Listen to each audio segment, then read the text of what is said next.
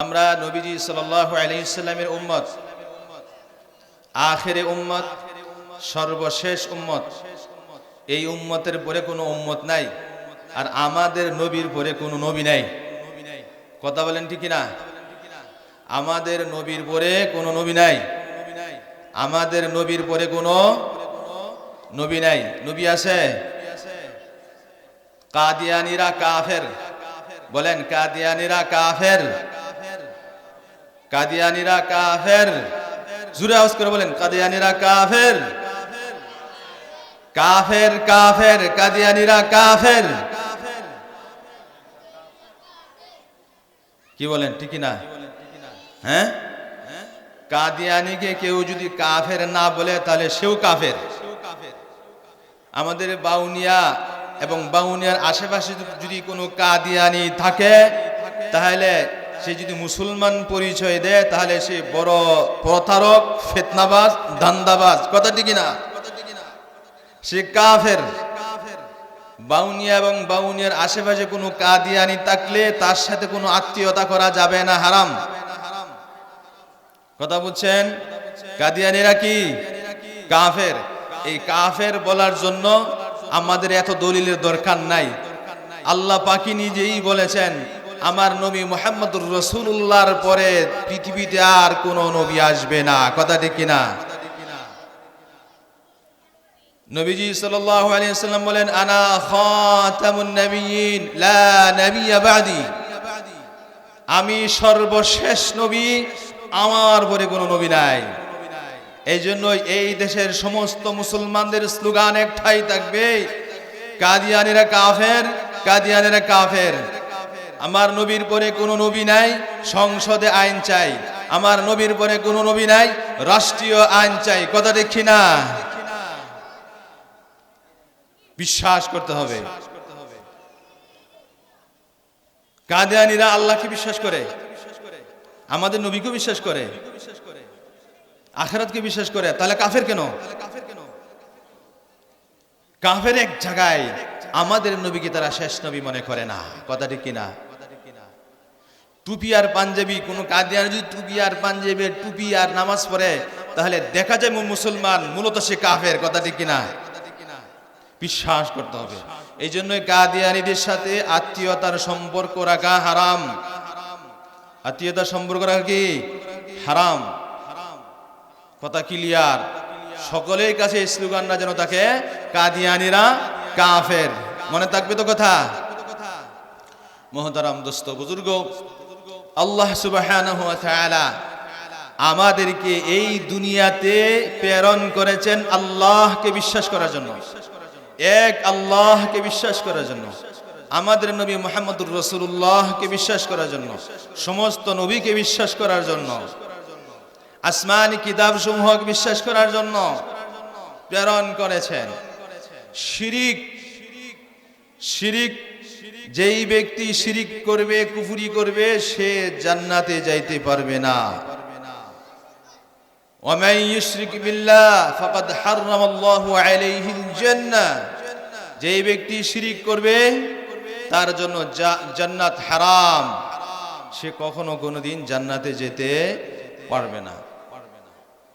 আল্লাহকে চিনতে হবে, আল্লাহর হুকুম মানতে হবে। আল্লাহ সুবহানাহু ওয়া তাআলা বলেন, ওয়া মান ইয়াত্তাকিল্লাহা ইয়াজআল লাহু মাখরাজা ওয়া ইয়ারযুকহু মিন হাইথু লা ইয়াহতাসিব। ওয়া মান ইয়াত্তাকিল্লাহা ইয়াজআল লাহু মাখরাজা ওয়া ইয়ারযুকহু মিন হাইথু লা ইয়াহতাসিব। মুআজ্জাজ হাজিরিন, আল্লাহ সুবহানাহু ওয়া তাআলা আমাদেরকে মানুষ বানাইছেন। শুধু মানুষ নয়, মানুষের উপর শ্রেষ্ঠ মানুষ বানাইছেন। তারপর ঈমান দান করেছেন, ঈমান দান করেছেন। ঈমানের পরে আমল করতে হবে। এটা ঈমানের তাকাজা, ঈমানের দাবি। তাকওয়া অর্জন করতে হবে।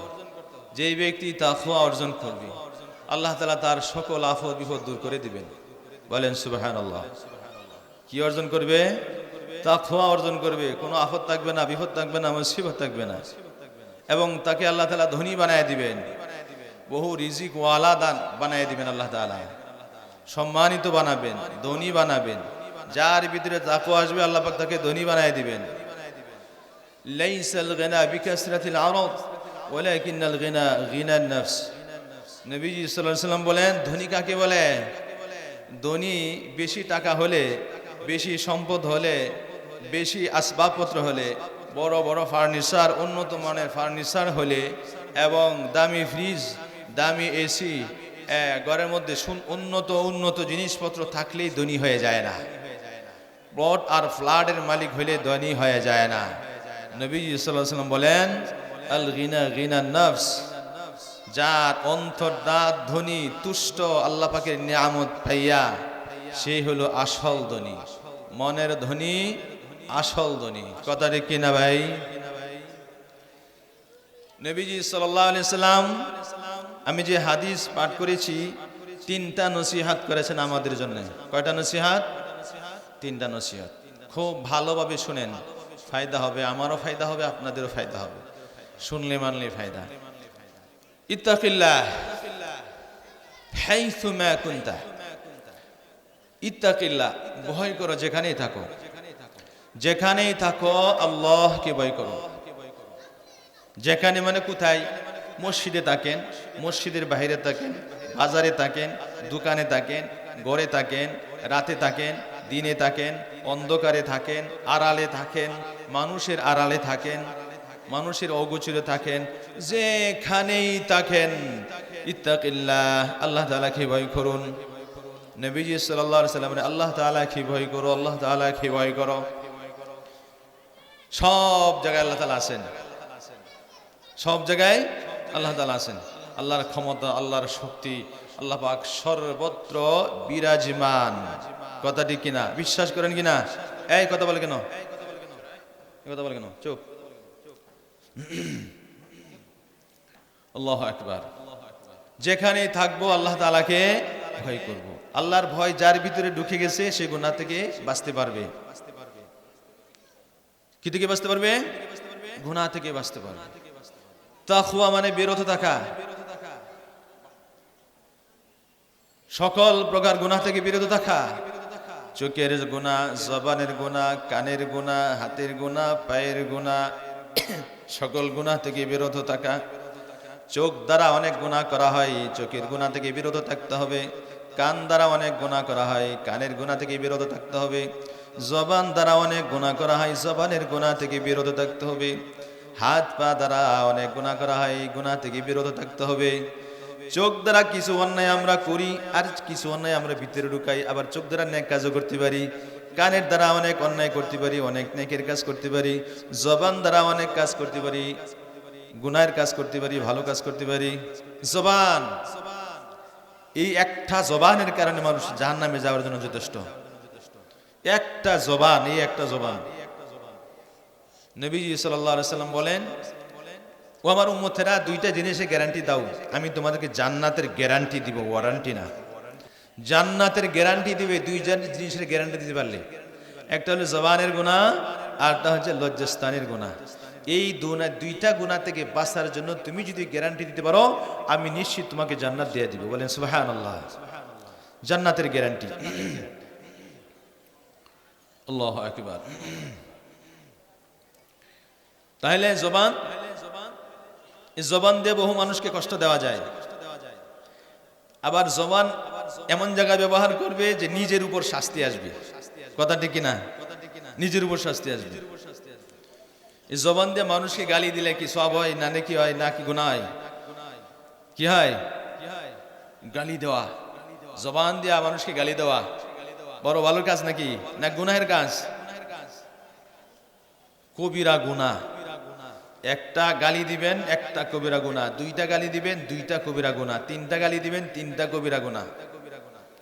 একটা কবিরা গুনার জন্যই যথেষ্ট জাহান্নামে যাওয়ার জন্য।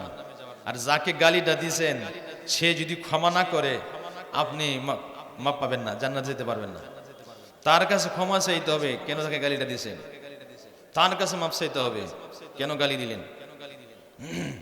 এটা হকুল ইবাদ, সে মাফ না করলে হবে না। কাবা ঘরের গিলাপ ধরে মাফ চাইলেও মাফ হবে না। মাফ চাইতে হবে, মাফ করতে হবে। তো বলতেছিলাম এই জবানের গুনাহ থেকে, চোখের গুনাহ থেকে, কানের গুনাহ থেকে, হাত পায়ের গুনাহ থেকে বেঁচে থাকতে হবে। তাকওয়া যদি দিলের ভিতরে ঢুকে যায় তাহলে সব অঙ্গ প্রত্যঙ্গ হেফাজত হয়ে যাবে, সব অঙ্গ প্রত্যঙ্গ হেফাজত হয়ে যাবে। এই জন্যই আমাদের নবীজি সাল্লাল্লাহু আলাইহি ওয়াসাল্লাম আমাদেরকে সুন্দর একটা দোয়া শিখাইছেন, সেটা হচ্ছে আল্লাহুম্মা ইন্নী আউযু বিকা মিন শাররিস সামিঈ ওয়া মিন শাররি বাসারি ওয়া মিন শাররি লিসানি ওয়া মিন শাররি কলবি ওয়া মিন শাররি মানিয়াতি। ইয়া আল্লাহ কানের গুনাহ থেকে বাঁচাও, ইয়া আল্লাহ চোখের গুনাহ থেকে বাঁচাও, ইয়া আল্লাহ জবানের গুনাহ থেকে বাঁচাও, ইয়া আল্লাহ লজ্জাস্থানের গুনাহ থেকে বাঁচাও। এই দোয়াটা পড়বেন। যদি কানের গুনাহ থেকে বাঁচতে চান, জবানের গুনাহ থেকে বাঁচতে চান, চোখের গুনাহ থেকে বাঁচতে চান, লজ্জাস্থানের গুনাহ থেকে বাঁচতে চান, এই দোয়াটা পড়তে হবে। আল্লাহুম্মা ইন্নী আউযু বিকা মিন শাররিস সামিঈ ওয়া মিন শাররি বাসারি ওয়া মিন শাররি লিসানি ওয়া মিন শাররি কলবি ওয়া মিন শাররি মানিয়াতি। এই দোয়া পড়বেন, বাংলায় বললে হবে, আমি আরবিতে পড়ছি, হাদিসের মধ্যে আছে, বাংলায় বললে হবে। আল্লাহ আমার কানকে তুমি হেফাজত করো, গুনাহ থেকে হেফাজত করো। আল্লাহ আমার জবানকে গুনাহ থেকে হেফাজত করো। আল্লাহ আমার চক্ষুকে গুনাহ থেকে হেফাজত করো। আল্লাহ আমার অন্তরকে গুনাহ থেকে হেফাজত করো। আল্লাহ আমার লজ্জাস্থানকে গুনাহ থেকে হেফাজত করো। দোয়া করবেন, দেখবেন বেঁচে যাবেন। এইগুলা কাল কিয়ামতের ময়দানে আপনার আমার বিরুদ্ধে আল্লাহর দরবারে মামলা করবে, বাঁচতে পারবেন না।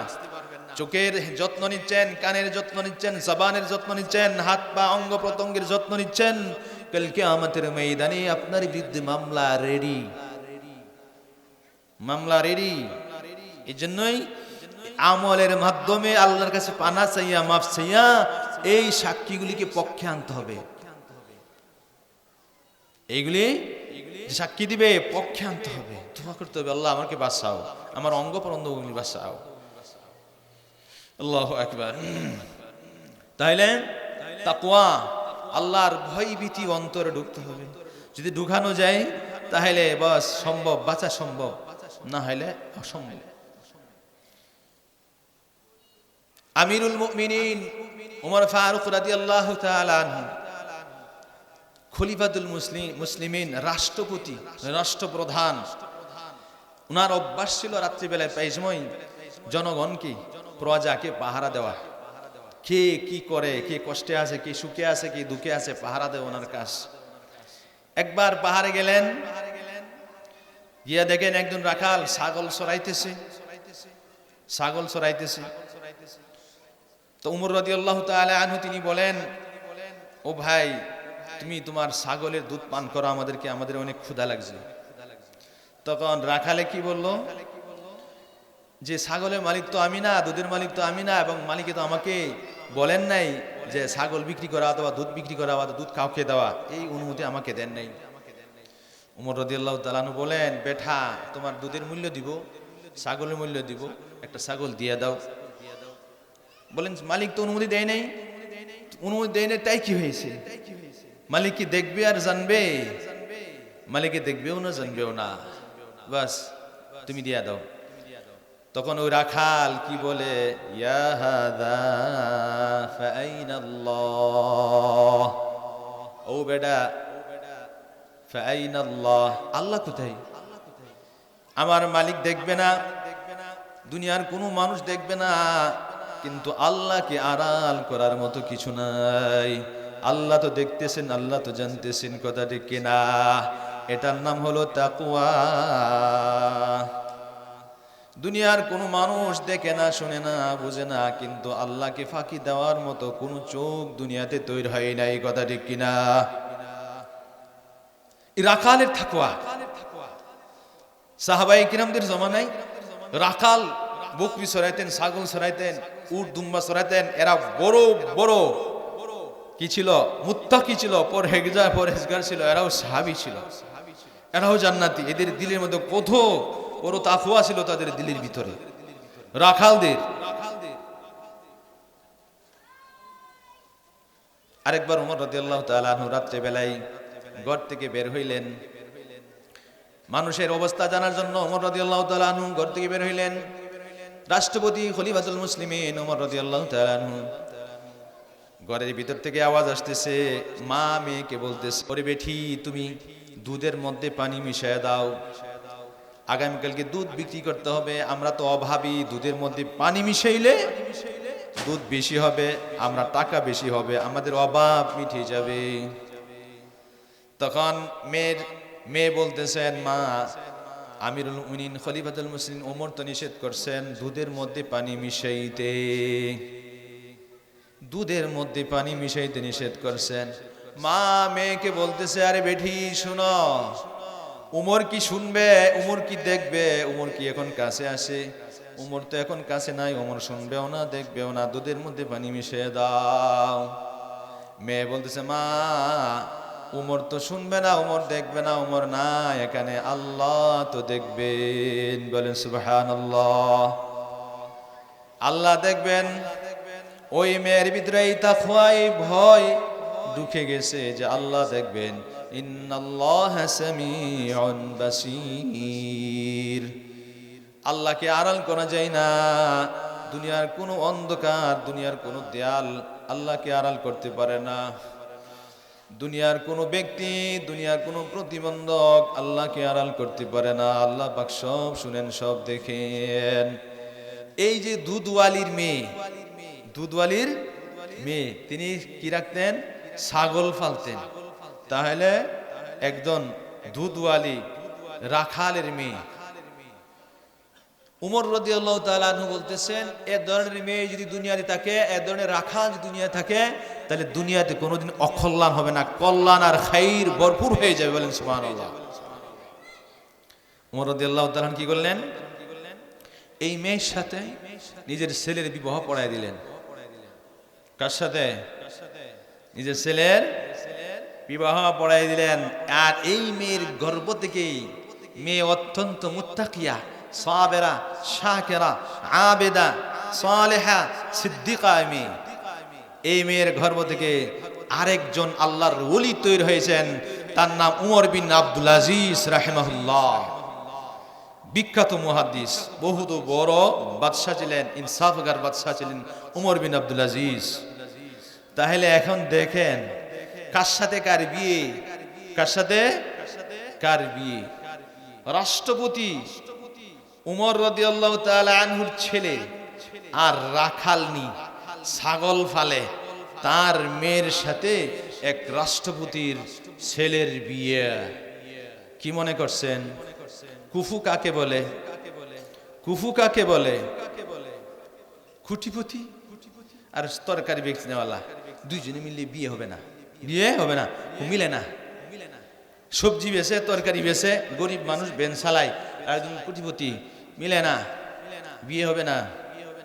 কুফু কাকে বলে? কুফু মানে সমতা, বিবাহের ক্ষেত্রে সমতা অর্জন করতে হয়, সেটা কাকে বলে? এখানে উমর রাদিয়াল্লাহু তাআলা আনহু বুঝাই দিয়েছেন। নবীজি সাল্লাল্লাহু আলাইহি সাল্লামের এক হাদিসের মধ্যে নবীজি সাল্লাল্লাহু আলাইহি সাল্লাম বলেন, তুনকাহুল মারআতু লিআরবাঈন লিজামালিহা ওয়া লিহাসাবিহা ওয়া লিমালিহা ওয়া লিদীনিহা ফাসবার বিযাতিদ দ্বীন ওয়া তারিবাত ইয়াদাক। দুনিয়ার মানুষ চারটা জিনিস দেখে বিয়ে করে। দুনিয়ার মানুষ কয় জিনিস দেখে বিয়ে করে? এই হাদিসটার একটা অপব্যাখ্যা আছে, ভুল ব্যাখ্যা আছে। ভুল ব্যাখ্যাটা আমি বলি। ভুল ব্যাখ্যাটা হইলো, হাদিসের মধ্যে আছে চারটা জিনিস দেখতে হয়, সুন্দর দেখতে হয়, মাল দেখতে হয়, তারপরে বংশ দেখতে হয়, তারপরে দিন দেখতে হয়। চারটা জিনিস দেখে বিয়ে করতে হয়। সুন্দর দেখতে হবে, মালও দেখতে হবে, বংশ দেখতে হবে, সম্পদও দেখতে হবে, দিনও দেখতে হবে। এখানে চারটার কথা বলেছেন না একটার কথা বলেছেন? হ্যাঁ, একটার কথা বলেছেন। কয়টার কথা? দুনিয়ার মানুষ চারটা দেখে, তোমরা চারটা দেখবে না, একটার সাথে বাকি মিলিয়া যায়, বস শোনাই সোহাগা শ্রেষ্ঠ। একটা কি? সেটা দিন আগে, সেটা কি? ফাসবার বিজাতিদ দ্বীন, দিন পাইয়া তোমরা কি হও? সুখী হও। দিন পাইয়া তোমরা সফল হও। যার ভিতরে দিন থাকবে সে সফল। আর দিন নাই সুন্দরে ভরপুর, দিন নাই মালে ভরপুর, দিন নাই বড় বংশ, কিচ্ছু নাই, সব বরবাদ হয়ে যাবে, সব ধ্বংস হয়ে যাবে, বংশ নির্বংশ হয়ে যাবে। কথা ঠিক কিনা? বুঝে না মানুষ। তুনকাহুল মারআতু লিআরবাঈন, দুনিয়ার মানুষ চার জিনিস দেখে বিয়ে করে। লিজামালিহা, সুন্দর দেখে বিয়ে করে। ওয়ালিমালিহা, সম্পদ দেখে বিয়ে করে। ওলি হাসাবিহা, ওলি হাসাবিহা বংশ দেখি বিয়ে করে, ওলি দিনিহা দিন দেখি বিয়ে করে, ধর্ম দেখি বিয়ে করে। নবীজি সাল্লাল্লাহু আলাইহি ওয়াসাল্লাম লাস্ট হাদিসের লাস্টে ফিনিশিং দিয়ে দিছেন, ফাজফার বিজাতিদ্দিন।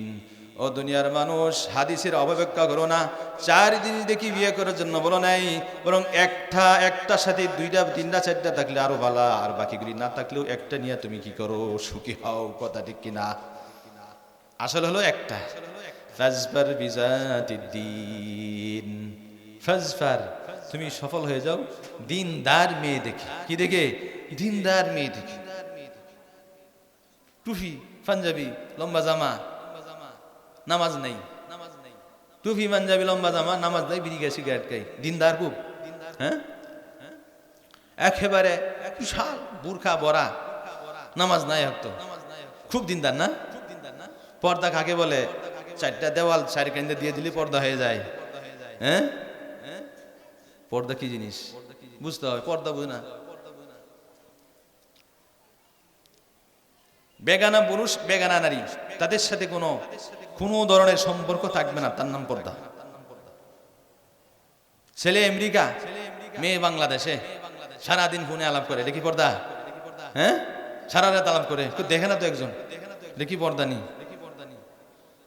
ছেলে ওই রুমে, মেয়ে এই রুমে, কোনো কানেকশন নাই, এটাও পর্দা। কোনো সম্পর্ক নেই, এটাও পর্দা। খালি হাত মুজার, পা মুজার আর বুরকা সুন্দর করে খেয়ে যায় না, পর্দা হয়ে যায় না। কথা ঠিক কিনা? হ্যাঁ, বুঝতে হবে পর্দা কি জিনিস। বলতেছিলাম ফাজফার বিযাতিদ্দিন, জাত দিন, দিনদার হইতে হবে। কি হইতে হবে? দিনদার। এখানে নবীজি সাল্লাল্লাহু আলাইহি ওয়াসাল্লাম 3টা জাতিকে প্রতিরোধ করেছেন। 3টা জাতি, ইহুদি, খ্রিস্টান, মক্কার মুশরিক কাফের। ইহুদিরা সুন্দর দেখে, ইহুদিরা সুন্দর, সুন্দর হলে যথেষ্ট, আর কিছু লাগে না। খ্রিস্টানরা মাল দেখে, মাল হলে আর কিছু লাগে না খ্রিস্টানরা। আর মক্কার কাফের মুশরিক তারা কি দেখে? তারা দেখে বংশ।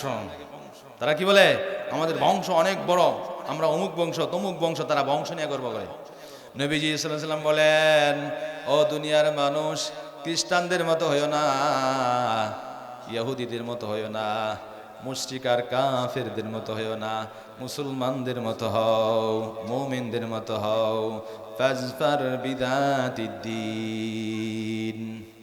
ফাজফার বিযাতিদ্দিন। হাদিস বুঝতে হবে, হাদিস বুঝতে হবে।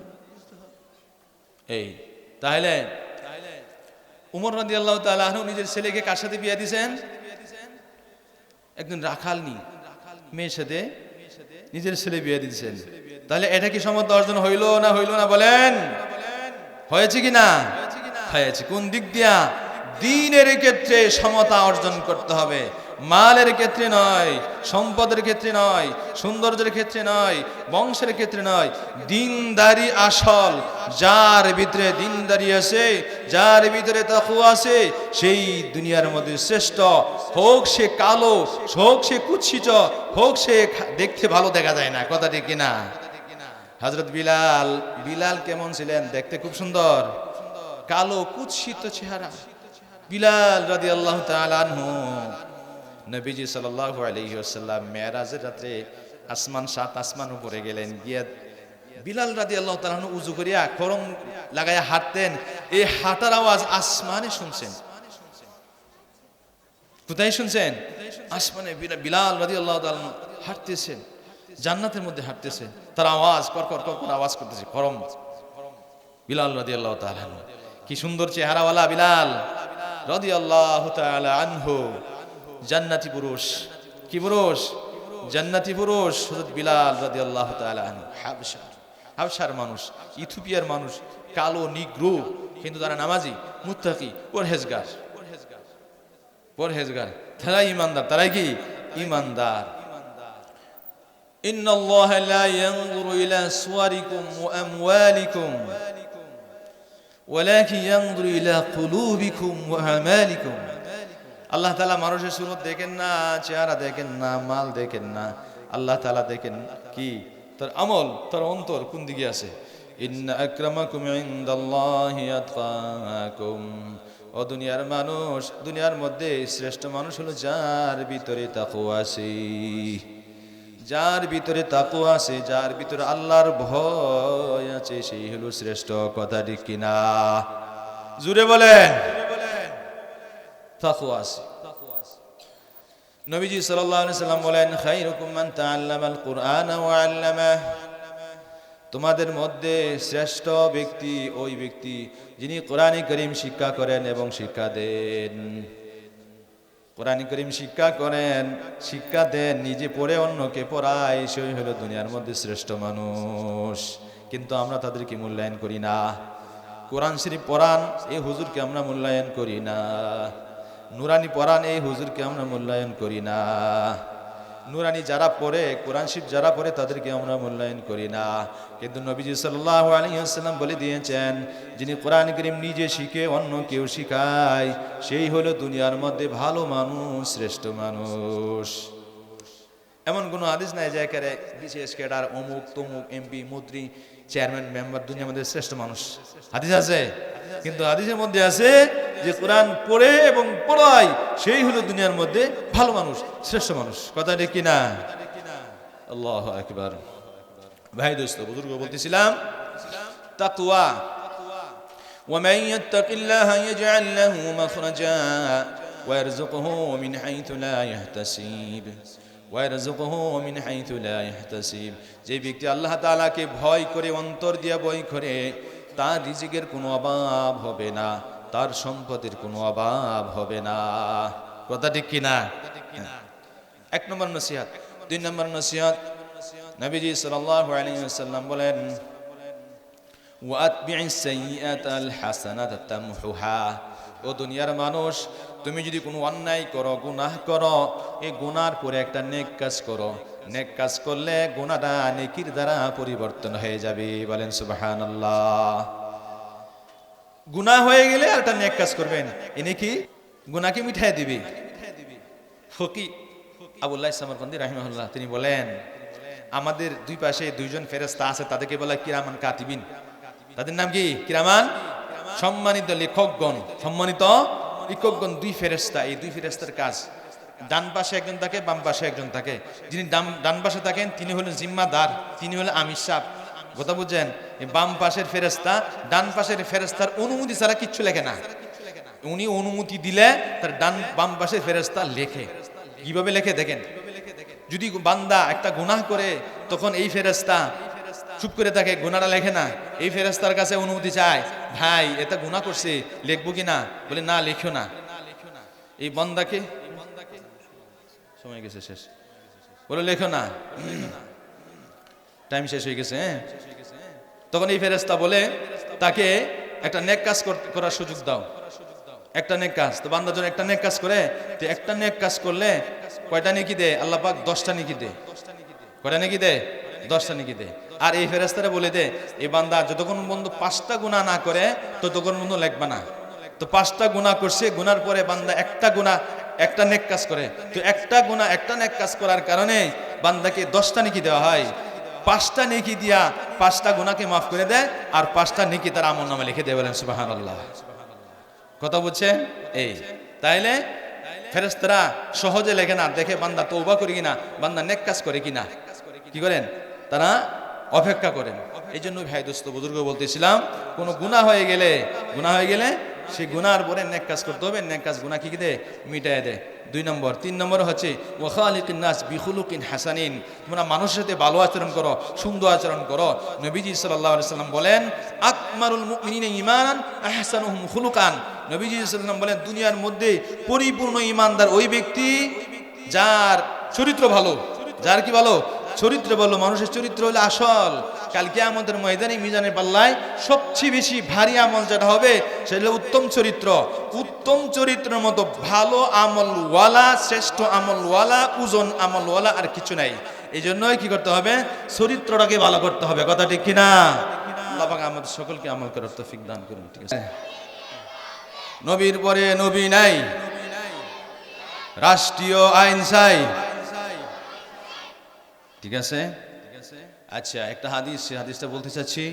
নবীজি সাল্লাল্লাহু আলাইহি ওয়াসাল্লাম বলেন, মা শাইউন আথকালা ফি মিজানিল মুমিন ইয়াউমাল কিয়ামাহ মিন খুলুকিন হাসান ইন্নাল্লাহা তাআলা ইবগিদুল ফাহিশাল বাদিয়্যা আও কামা ক্বালা আলাইহিস সালাতু ওয়াসসালাম। নবীজি সাল্লাল্লাহু আলাইহি ওয়াসাল্লাম বলেন, কাল কিয়ামতের ময়দানে বান্দার সবচেয়ে যে আমলটা ভারী হবে, সবচেয়ে বেশি ভারী হবে, ওজন হবে, ভারী হবে, সেই আমলটার নাম হলো উত্তম চরিত্র। উত্তম চরিত্র, এই উত্তম চরিত্রটা মানুষের চেহারায় ফুটে উঠে, মানুষের আচার ব্যবহারে ফুটে উঠে, কথা ঠিক কিনা? ইন্নাল্লাহ তাআলা ইবগিদুল ফাহিশাল বাদিয়্যা, নিশ্চয় আল্লাহ তাআলা অশ্লীলভাষী মানুষকে ঘৃণা করেন। যাদের ভাষা খারাপ, জবান খারাপ, দুশ্চরিত্র মানুষ, তাদেরকে আল্লাহ তাআলা ঘৃণা করেন। সিবাবুল মুসলিমে ফুসুকুন ওয়া কিতালুহু কুফরুন, মুসলমানকে গালিগালাজ করা ফাসিকি, কবিরা গুনাহ, আর মুসলমানকে হত্যা করা কবিরা গুনাহ। কথা বুঝে আসছে? ভাই, দুস্থ বুজুর্গ, ব্যবহারে বংশের পরিচয়, কথা ঠিক কিনা? আপনি ভালো ব্যবহার করবেন, আপনার বংশটা ফুটে উঠবে আপনি কোন বংশের মানুষ। আপনি মানুষের সাথে কথা বলবেন, ভালো আচরণ করবেন, আপনার এই আচার আচরণ, এই ব্যবহার ফুটে উঠবে আপনার কোন বংশের মানুষ, কথা ঠিক কিনা? হ্যাঁ, নবীজি সাল্লাল্লাহু আলাইহি ওয়াসাল্লাম বলেন, আকমালুল মুমিনিনা ঈমানান আহসানুহুম খুলুকান, দুনিয়ার মধ্যে পরিপূর্ণ ঈমানদার ওই ব্যক্তি যার চরিত্রটা ভালো। ইন্না মিন খিয়ারিকুম আহসানুকুম খুলুকান, তোমাদের মধ্যে শ্রেষ্ঠ ওই ব্যক্তি যার চরিত্রটা ভালো, কথা দেখি না? হ্যাঁ, আচার ব্যবহার সুন্দর হইতে হবে। আপনি মানুষের সাথে খারাপ ব্যবহার করলেন আর নামাজ পড়লেন, খারাপ ব্যবহার করার কারণে আপনার নামাজের ইবাদত বন্দেগী যা আছে সব নষ্ট হয়ে যাবে। এই জন্যই ভালো ব্যবহার করতে হবে। আল্লাহু আকবার। মানুষের জবান এমন একটা জিনিস, এই জবান দা মানুষকে হত্যা করা যায়। যারা হাতুসিনানি লাহাল তিয়াম ওয়ালা ইয়ালতামু মা জারাহাল লিসান, কবি বলতেছেন, যারা হাতুসিনানি লাহাল তিয়াম, আপনি যদি তলোয়ার দিয়া, ছুরি দিয়া, দা দিয়া, বড়ি দিয়া কাউকে আঘাত করেন আর কেটে যায়, সেটার ঔষধ আছে, এটা মেডিসিন আছে, এটা প্লাস্টার করলে একদিন সুখ হয়ে যাবে, ভালো হয়ে যাবে। কিন্তু জবান দ্বারা যদি কাউকে আঘাত করেন, জবান দ্বারা, কথা দ্বারা কাউকে আঘাত করেন, সেই আঘাত আজীবন থেকে যাবে, আজীবন থেকে যাবে। এটার কোনো পট্টি নাই, প্লাস্টার নাই, মেডিসিন নাই, ঔষধ নাই, এটা কোনোদিন কমবে না। এই জন্যই ব্যবহার কি হতে হবে? সুন্দর হতে হবে। তাহলে তিনটা নসিহত নবীজি সাল্লাল্লাহু আলাইহি ওয়াসাল্লাম আমাদের কয়টা নসিহত করছেন? তিনটা নসিহত। এক নম্বর হচ্ছে তাকওয়া। এক নম্বর কি? তাকওয়া। দুই নম্বর, কোনো গুনাহ হয়ে গেলে গুনার পরপর কি করা? নেক কাজ করা। নেক কাজ করলে আল্লাহ তাআলা সেই নেক কাজের বিনিময়ে গুনাহকে মিটিয়ে দেন। দুই নম্বর। তিন নম্বর, উত্তম চরিত্র, উত্তম আখলাক। এই তিনটা কাজ যদি আমরা করি, আল্লাহ পাক আমাদেরকে জান্নাত দান করবেন। কথাটা কি না? আল্লাহ পাক আমাদের সকলকে আমল করার তৌফিক দান করুন। সাল্লাল্লাহু আলাইহি ওয়াসাল্লাম।